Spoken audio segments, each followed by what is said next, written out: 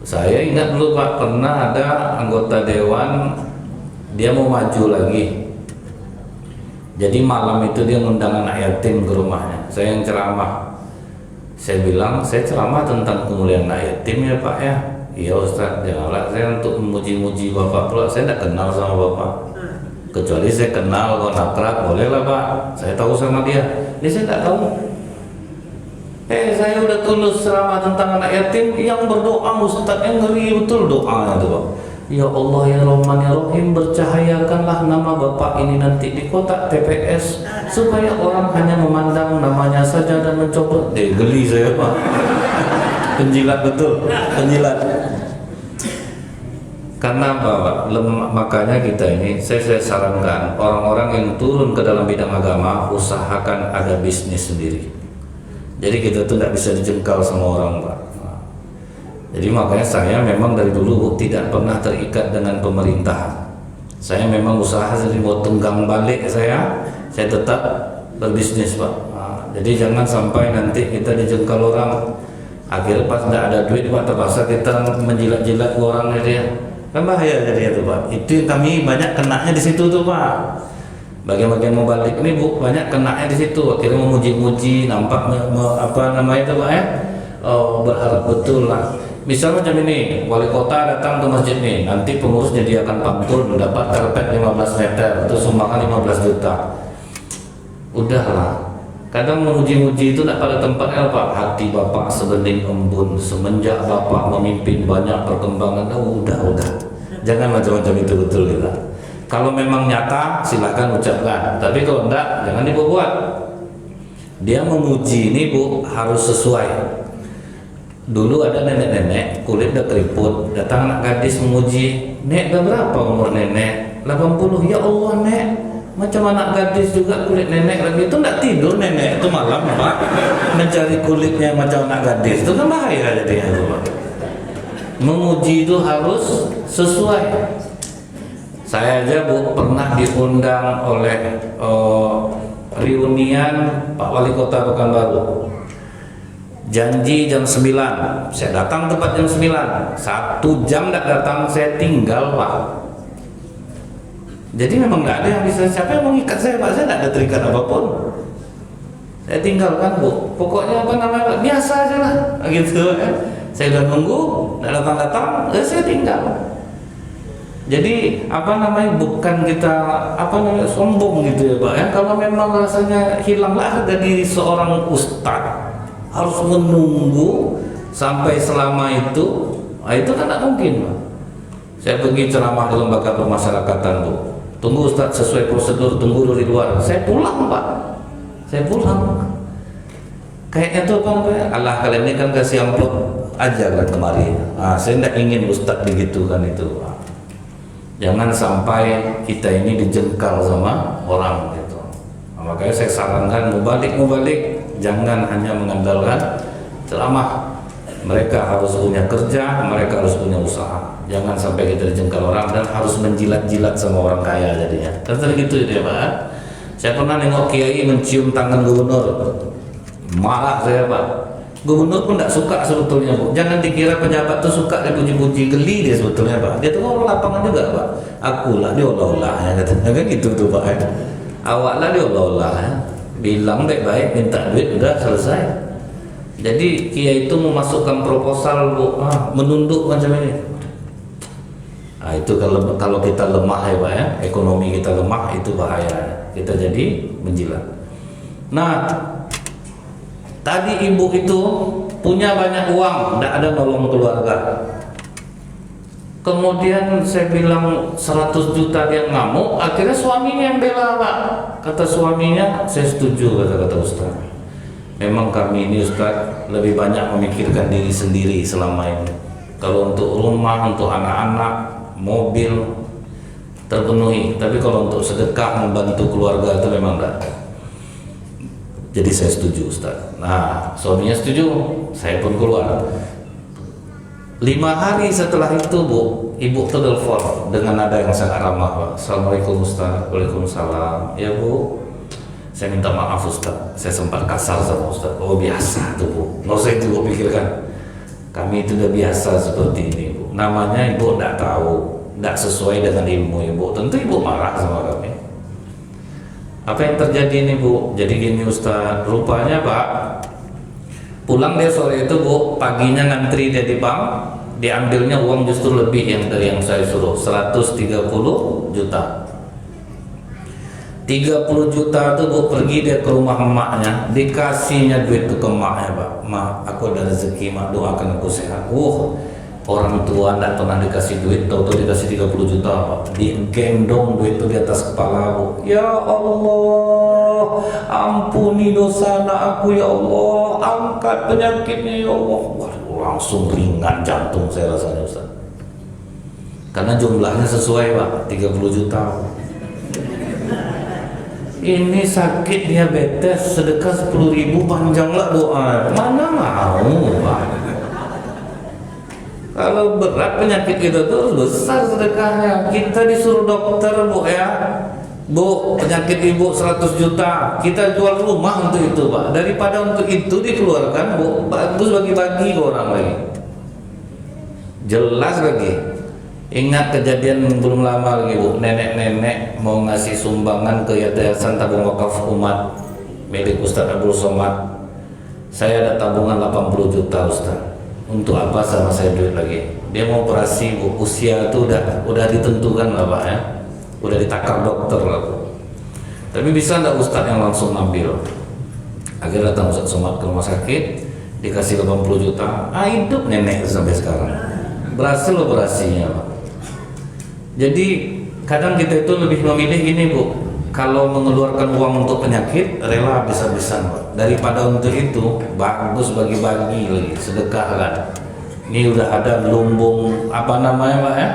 Lumbung untuk kebutuhan pokok. Besok bertambah lagi beras, gula, telur, Indomie, lengkap-lengkap lagi, Pak, kan? Kalau terus bertambah ini, Bu, seperti ini. Sama dengan gini, Bu, kita kalau ngundang orang makan ke rumah, kasihlah makanan yang terbaik. Ini hajat banyak, Pak. Anak wisuda, sudah itu apalagi suami naik jabatan, kasih orang makan nasi, ikan teri, telur bulat, ayam, tuh ada rendang sedikit. Mana ada orang berdoa tangan ke atas, Pak? Di atas lutut semua, Pak. Amin. Anak sambil ngomong lah berdoa, "Awak tahu ini rumah enak lah." Amin. Nggak ada yang ikhlas satu pun, Pak. Coba buat cumi saus tiram, udang galak, yang jarang nggak pernah jumpa orang di rumah tuh, Pak. Masyarakatnya jarang jumpa. Itu hidangan, Bu. Jadi berdoa tuh tangan di atas semua, Pak. "Amin ya Allah." Ditengoknya juga udang tuh. "Amin ya Allah, amin ya Allah." Kan ikhlas orang jadinya berdoa, Pak. Kasih orang makanan yang terbaik. Daripada nasi ayam 100 kotak biasa, biarlah nasi ayam tapi yang mahal, Pak. Dia ayam juga tapi mahal gitu, Bu. Ini dibagi-bagi juga orang makan. Lain mulai bubui kan enak jadinya, Pak. Nggak kemakan macam ini tuh. Apa nih rasanya? Kan nggak bagus jadinya, Pak. Ini 30 juta, Bu. Jadi doa maknya tuh ikhlas, Pak. Amin ya Allah. Kuat doa ini, Pak, menembus aras jadinya, Bu. Dikasihnya adik-adiknya, ada yang dapat 15 juta, ada yang dapat 20 juta, sesuai dengan kehidupan adik-adik itu. Sisa baru dikasihnya tetangganya yang miskin-miskin. Jadi saya cek tadi pagi, Ustaz, seluruh sumbatan di jantung saya sudah blok. Nggak perlu lagi pasang cincin. Itulah kedahsyatan sedekah. Nggak usah keluar dulu Ibu sedekah. Untuk masyarakat sini misalnya, Pak, ya, sumbangan seperti ini. Rasakanlah keajaibannya nanti. Naik rezeki tambah lagi, naik rezeki tambah lagi. Contohnya, Bu, ya, apa yang dilakukan oleh seorang mu'alaf di Indonesia ini, Pak Yusuf Hamka itu, Pak. Dia buka rumah makan 3.000 sampai kenyang di Jakarta. Udah banyak cabangnya itu, Pak. Dibelinya makan malam dengan harga mahal, makan enak, nanti dijualnya 3.000. Orang miskin boleh makan sampai kenyang. Dijual memang tapi 3.000. Tapi lauknya enak-enak, Bu. Dia sebetulnya belinya mahal, Pak. Cuman dia tidak ingin mengajarkan masyarakat gratis. makan bayar, tapi 3.000. Akhirnya sekarang yang makan orang kaya di sana, Pak. Karena udah saya mohon, Bu, maaf Bu, ini mau makan untuk duafa. Enggak apa-apa Pak, saya mau makan sini. Cuman orang-orang kaya yang makan di sana habis makan bayar 5 juta, 10 juta, ikut jadinya Pak. Jadi memang kita buat seperti itu ya, makin banyak kita, makin terasa dia nanti Bu.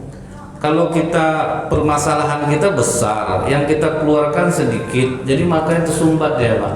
Dia nafkah rezeki yang kita cari, infak rezeki yang kita keluarkan. Nafkah dan infak ini dalam bahasa Arab itu satu katanya, nafakoh. Orang Arab kalau bilang terowongan nafakoh. Kalau terowongan air, ada air masuk, ada air keluar.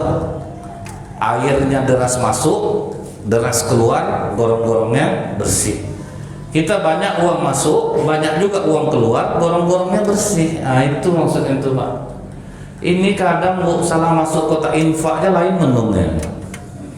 Dia bawa duit Pak, 5.000 untuk sumbangan, 50.000 untuk yang pegang karena dapat dompet. Lupa si asik dengan ceramah salah cabut Pak, tercabut yang 50. Termasuk karena kotak lama menungnya Pak, tengok kotak itu terus. Jadi pokoknya Pak, asal ada orang habis kotak infak lewat temenung dia positif salah isi, nggak ada. Positif salah isi itu. Kita ini aneh bro, ke mall nggak pernah nawar. Berapa aja harga celana 400.000 beli, baju 500.000 beli, sepatu sekian ratus ribu, nggak ada nawar. Tapi kalau untuk Allah Pak, berat betul rasanya tuh. Ngisi 50.000 tuh berat betul rasanya. Jadi kita tuh nggak adil, ke Allah kita pelit. Tapi kalau manusia yang menentukan harga, beli sepatu tangan kita mahal-mahal. Ini yang harus kita ubah. Saya salut tadi Pak Ketua Masjid bilang berasnya yang terbaik. Nah, kaleng-kaleng berasnya dikasih Pak. Beras bagus. Minyak goreng mahal sekarang dikasih minyak goreng. Tapi dengan syarat mereka mau ke masjid. Datang orang kalau yang tidak setuju tuh Pak ya, masa dipaksa orang ke masjid? Memang bagus Pak, kalau bisa dipaksa-paksa lah. Karena kita sayang sebetulnya, Pak. Bukan memaksa-maksa untuk apa, memang kita sayang sebenarnya. Di awalnya terpaksa dulu, lama-lama akhirnya terbiasa. Setelah dapat keajaiban, kita ini kan beribadah nih Bu, beramal nih, sampai kita yakin. Ada dapat kita keajaiban, insya Allah keikhlasan akan menyusul. Jadi mudah-mudahan apa-apa yang Bapak Ketua programkan ini didukung, kemudian makin lama makin bertambah.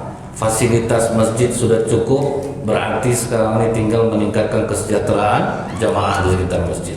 Jadi uang dari jamaah dikasih untuk jamaah, ini besok masjid bisa ramai Pak. Tahu saya baru ini masjid di Pekanbaru yang buat seperti ini, belum ada yang lain nih Pak.